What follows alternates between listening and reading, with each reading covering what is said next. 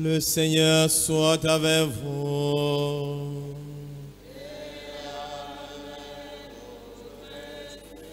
Évangile de Jésus-Christ selon saint Luc.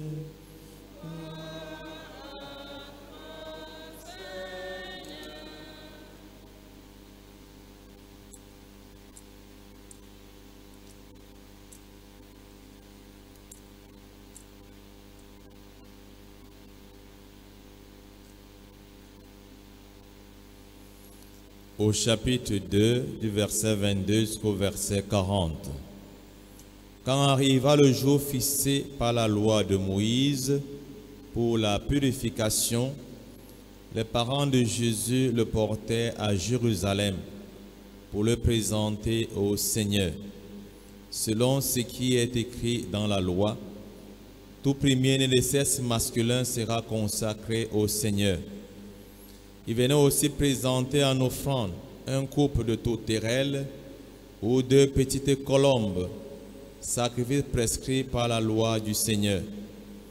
Or, il y avait à Jérusalem un homme appelé Siméon. C'était un homme juste et religieux qui attendait la consolation d'Israël, et l'Esprit Saint était sur lui. L'Esprit lui avait révélé qu'il ne verrait pas la mort avant d'avoir vu le Messie du Seigneur. Poussé par l'Esprit, Siméon vint au temple. Les parents y entraient avec l'enfant Jésus pour accomplir les rites de la loi qui le concernaient. Siméon prit l'enfant dans ses bras et bénit Dieu en disant: « Maintenant, ô Maître, tu peux laisser ton serviteur s'en aller dans la paix, selon ta parole. Car mes yeux ont vu ton salut, que tu as préparé à la face de tous les peuples, lumière pour éclairer les nations païennes et gloire d'Israël ton peuple. » Le père et la mère de l'enfant s'étonnaient de ce qu'on disait de lui. Siméon les bénit, puis dit à Marie, sa mère: « Vois, ton fils qui est là provoquera la chute et le rêvement de beaucoup en Israël. Il sera un signe de division, et toi-même ton cœur sera transpercé par une épée. Ainsi seront dévoilées les pensées secrètes d'un grand nombre. » Il y avait là une femme qui était prophète, Anne, fille de Phanuel de la tribu d'Azer. Demeurée veuve après 7 ans de mariage, elle avait atteint l'âge de 84 ans.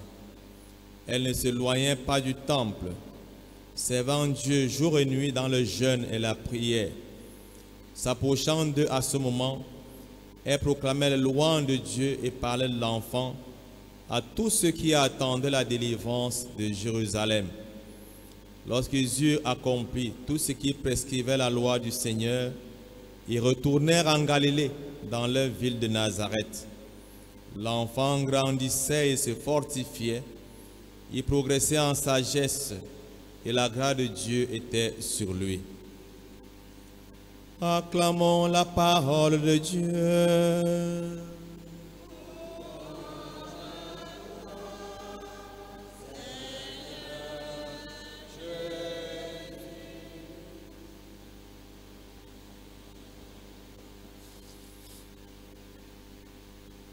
Le Seigneur soit avec vous.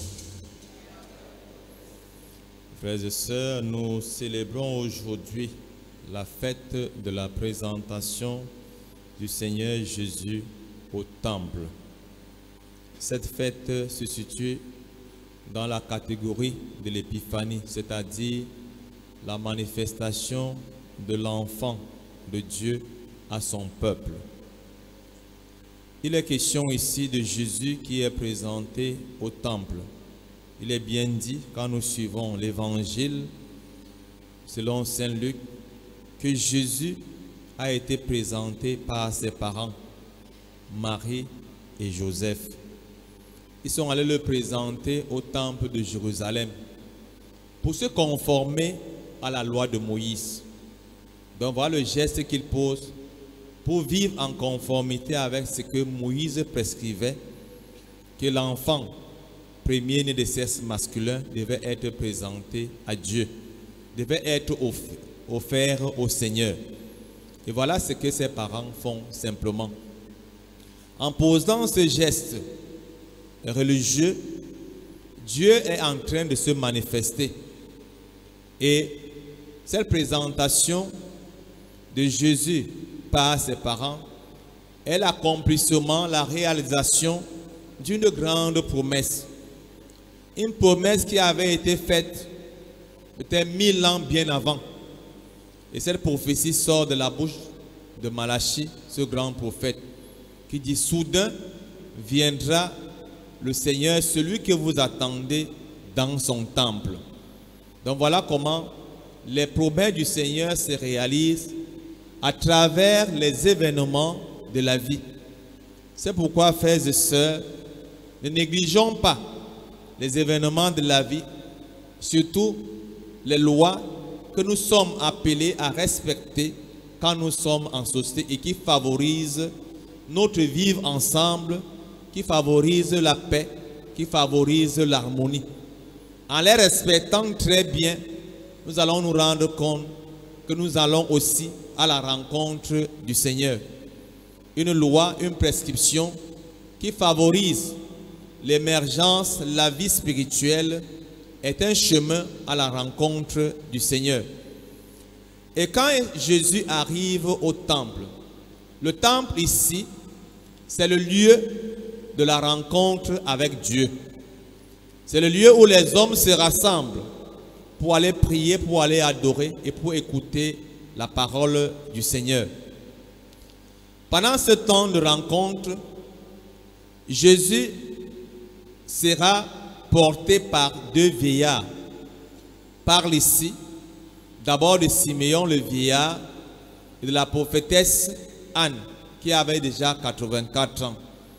Ces deux personnes, ce vieillard et cette vieille femme, symbolisent l'attente de tout un peuple, l'attente du Messie. Des personnes qui ont attendu, on souligne ici, ils ont attendu dans le jeûne, la prière et la justice. Et cette attente a été comblée. Parce qu'on dit, pendant que le Siméon, le vieillard, était dans la prière, l'Esprit l'a poussé au temple pour aller rencontrer le Seigneur. Car l'Esprit lui avait révélé qu'il ne verrait pas la mort avant d'avoir vu le Messie du Seigneur. Et même cette prophétesse est arrivée au bout de ses jours parce qu'on signale qu'elle avait 84 ans, donc la plénitude de la vie sur la terre. Voilà les rencontres qu'elle va faire. Dans la présentation du Seigneur, Jésus au temple, c'est le Seigneur qui vient rencontrer son peuple. Mais de la bouche du Siméon, il y a des paroles qui vont sortir pour désigner Jésus. Il dira, il est la gloire des nations, la gloire d'Israël est la lumière des nations. Jésus pour nous est donc cette lumière que nous recherchons tant. La lumière de la vie, la lumière de la vérité, la lumière de la justice. Chacun d'entre nous a besoin de la lumière dans sa vie. C'est un besoin que chacun d'entre nous voudrait vraiment assouvir. Car sans la lumière, nous sommes complètement dans les ténèbres. La lumière est ce qui apporte la vie. La lumière est ce qui renouvelle. Dans notre vie, il nous est donc dit que Jésus est notre lumière. Pendant notre séjour sur la terre, nous avons des jours à accomplir. Qui va nous montrer la lumière? C'est Jésus. C'est pourquoi en ce jour où nous célébrons la présentation de Jésus au temple, c'est nous aussi, en tant que peuple, nous allons à la rencontre de la lumière des nations qui est Jésus. Et nous rencontrons le Seigneur Jésus parce qu'il est présent. Il est présent par sa parole, il est aussi présent par l'Eucharistie. C'est comme cela que Jésus se présente à nous aujourd'hui, lui qui vient remplir le temple. Chaque fois que tu écoutes la parole de Dieu et que tu reçois son corps et son sang, il y a la lumière de Dieu qui vient t'envahir. Donc l'Église dit à chacun d'entre nous aujourd'hui cette bonne nouvelle que Jésus est la lumière de notre vie à condition de l'accueillir dans sa parole et dans l'Eucharistie.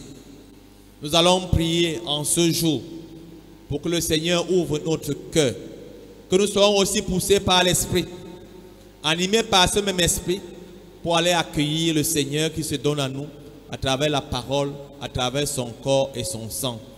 Voilà le chemin de la lumière pour réussir la vie pendant que nous sommes sur la terre. Cette lumière est le garde de justice et de vérité.